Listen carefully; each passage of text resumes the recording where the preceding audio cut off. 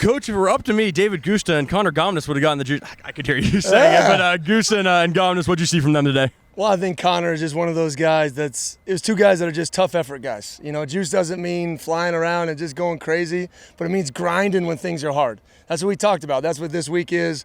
Connor, and then Gusta is playing at a all-conference level early in camp. Okay, if we just really focus on his technique and keeping him in his lane, he is a problem in there. So we need to keep growing him. I'm really proud of David.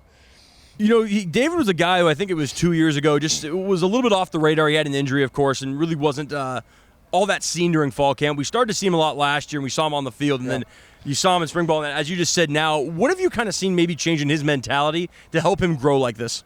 Well, I think anytime now you get to a year 3, you're physical, you're tough. I think he's even worked through some injuries, but he's explosive. And I think when you recruited a guy that comes in at 250, now he's 300 pounds, you still have that athlete in there. So he's really come to terms with his technique and how technique is going to allow him to make plays. And I think he just has that it factor. He loves being out here, and he's a disruptive force on the inside. I love it. Want to ask about Brandon Gnashworthy. Am I saying that right? Yeah. Not often you'll see a. Close, I believe. Yeah. All right. Yeah. I gave it a try. BG for short. BG. We'll go BG. Yeah. But not often you see a freshman walk on getting times with the threes and even a little bit with the twos. Yeah. What have you maybe seen from him that's helped him get an opportunity early? Just a phenomenal start. You know, Rob Schlager, our general manager, does an amazing job with analytics and finding guys like BG. You know, he's really here to be dual sport. He's going to be doing track.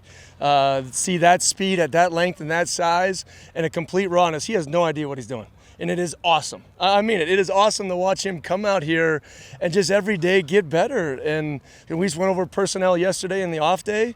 We're excited about BG and his development and what he can do. And I'm not going to put a ceiling on him, just like Leighton last year. You're going to keep learning and growing, and let's see how he does. With the juice, I'm curious about the actual literal juice. What kind of juice is it? It is high C, but we have another wrinkle. There's juice T-shirts to the guys that win juice awards, so keep your eye out for those. They're pretty special. Where do those come from? Well, you know, you got to keep it fresh. You got to keep the mode fresh. So we went out this summer and found some T-shirts that really work for these guys. What did you think of Emmett's ball to Carlos earlier in practice? Emmett was another guy we talked about yesterday, really developing. You know, I think early in camp last year he got a little shook, and that's okay. It's okay for a young guy. But his accuracy and timing and his command of the offense has been phenomenal. You know, he's competing with John and kind of seeing where some of that stuff shakes out, and I love competition. He's going to push John. So Emmett comes out here every day to get better. He's smart.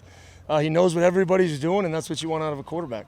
That number 2 spot still kind of up for grabs, or what's the outlook on that spot right now? Every spot's up for grabs. We're in day 5 of fall camp, so I want it to be as competitive as possible. I mean, we have some guys that we know we're going to lean on, of course, but at the end of the day, those 2s, 3s, this first scrimmage on Saturday, this isn't spring ball. You know, who can we trust? Who can we rely on? The game day is coming quickly.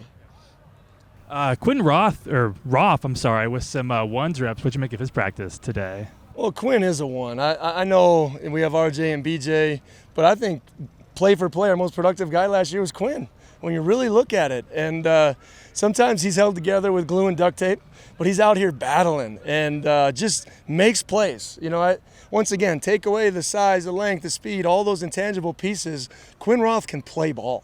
And excited for Quinn and his growth, and he's kind of that third punch at the edge position.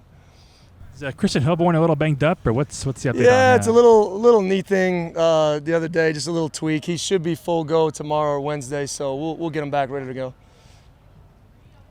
I've asked all the players this, so now it's your turn to answer. Pineapple on pizza, yes or no? Oh, absolutely not. We took the seniors out last night, and I think Make had it. I was just I don't know. There's probably some places I can really do it, and I got to open up my mind to it, but I just can't quite get there. You don't need to open up your mind to it. You got it right. You got it right. But I will go with, I'll put artichokes on pizza, jalapenos on pizza.